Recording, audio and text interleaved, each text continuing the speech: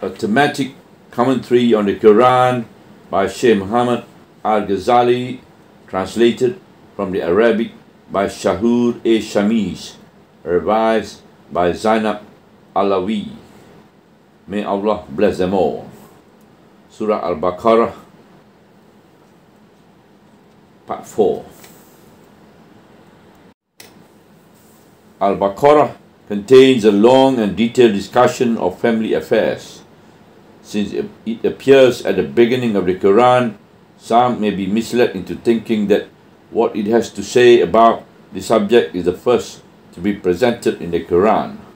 However, about 2/3 of the Quran has been revealed before the surah, and the subject was dealt with extensively.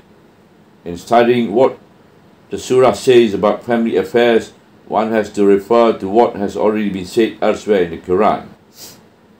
One of the topics under the family heading is equality between the sexes, expressed in An-Nahl in these words: those who do goods, be they male or female, they are true believers. We shall certainly grant them a good life and give them their rewards according to their best deeds. Surah An-Nahl, ayat 97. The same principle was advocated by a believer from Moses' generation who defied Egypt's Pharaoh and his henchmen, and is quoted elsewhere in the Quran to have said, those who do evil shall be rewarded with like evil, but whoever do good, be they male or female, and are true believers, shall enter paradise and therein receive limitless blessing. Surah Al-Ghafir, ayat 40. In another surah we read, one of his signs is that he created for you spouses from among yourself, that you may find peace and harmony with them, and induce among you love and kindness. Surah Ar-Rum, ayat 21.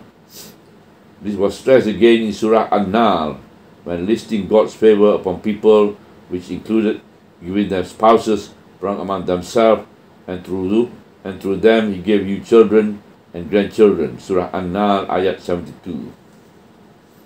Since the status of women and the position of family in society have already been dealt with in other parts of the surah, in other parts of the Quran, it will not come as a surprise that Al-Baqarah should deal with details relating to family dispute or other aspects of family life that may arise, from which God's ruling and guidance have to be sought. Hence, we find the surah dealing with oaths, divorce, childbearing, breastfeeding, and so on. However, family legislation cannot endure and be effective without a firm basis of morality, faith, and piety. The surah points out that divorcees, men and women, might have second thoughts and choose not to sever a relationship altogether. They should use reasons and common sense, on which the surah gives 8 successive guidelines for it says, if you divorce women and they have reached the end of their waiting period, A. Retain them with honor, or B. Let them go with dignity.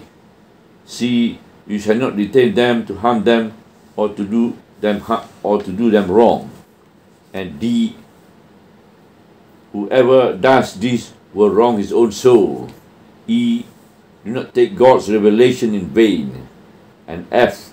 Remember God's favor upon you and what He has revealed to you of the book and wisdom in order to enlighten you. G. Fear God. And finally H. Remember that He is aware of all things. Ayat 231. What more can any religious system offer for a more amicable and courteous separation, and a more equitable and responsible way of protecting the rights and the future of all concerned in the family?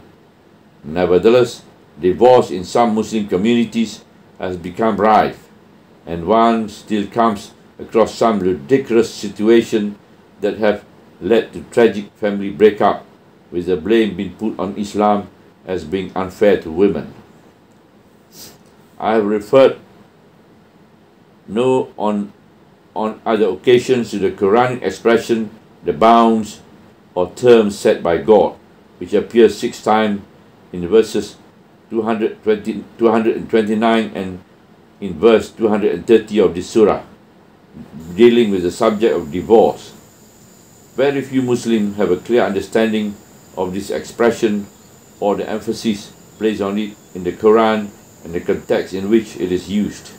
Women have been badly treated in many societies, but the odd thing is that this maltreatment is often blamed on the teaching of Islam, which has shown utmost respect and justice towards women.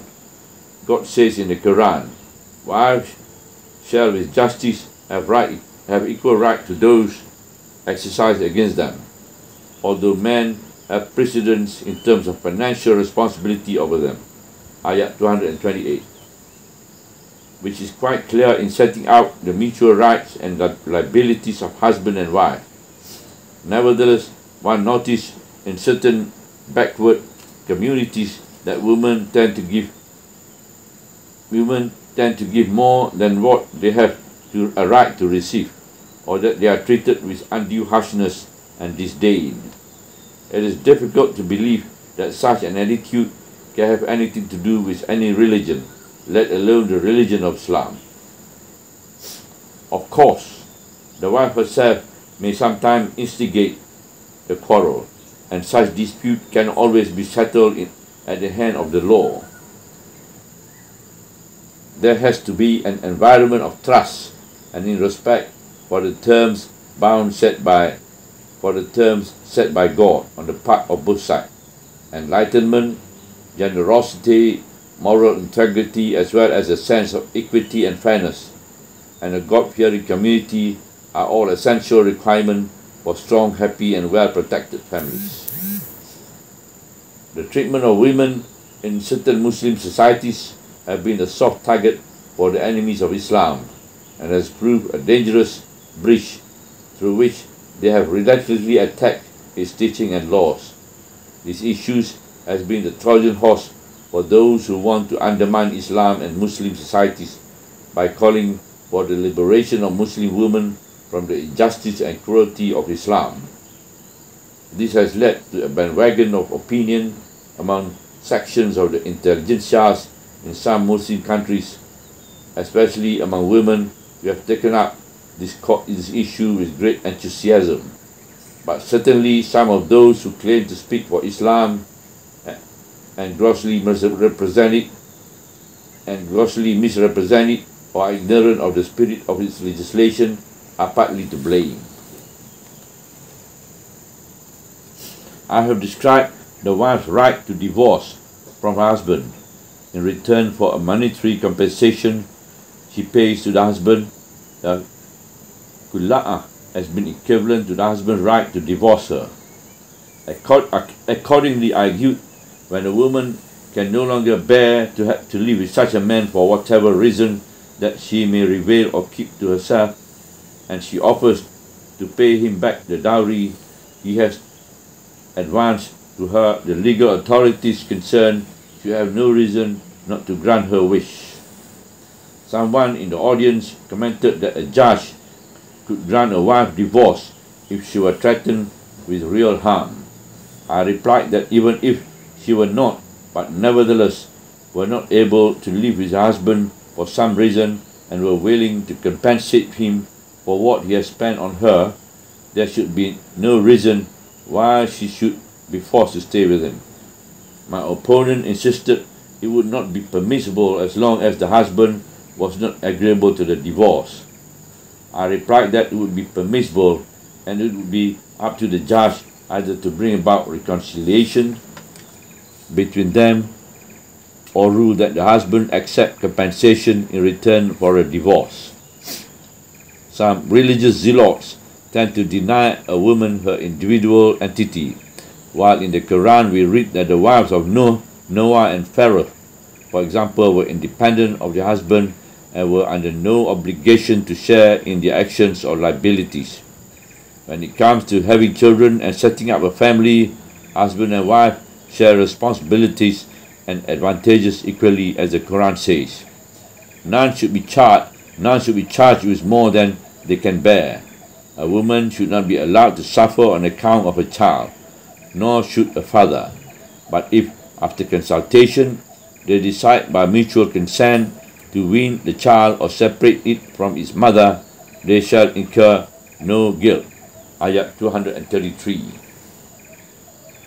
One important aspect of divorce which has been neglected in our societies is that of providing maintenance for divorced women. Divorce normally follows a period of much disagreement, acrimony, and bitter emotional tussle that could destroy hearts and wipe out the best goodwill in the world. However, once divorce is agreed upon, the emotional animosity it leaves behind has to be watered down with some gracious gestures.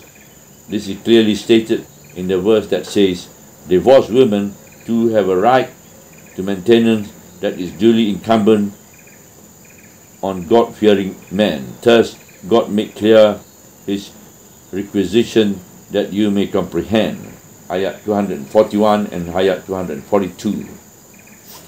I earnestly call all Muslims today to refer to the Quran and the example of the Messenger Muhammad, and to learn properly the rules and principles governing family life in Islam, and the most honorable ways of promoting happiness and efficiency in Muslim homes. We must look around, examine, and understand what is happening in the world today. It is incredible that we should ban women from driving cars when other societies allow them to lead nations. Subhanallah, walhamdulillah, wa la ilaha illallah, wallahu akbar, wa la hawla wa la quwwata illa billahi al-aliyyil azim, wa la hawla wa la quwwata illa billahi al-aliyyil azim, wa la hawla wa la quwwata illa billahi al-aliyyil azim.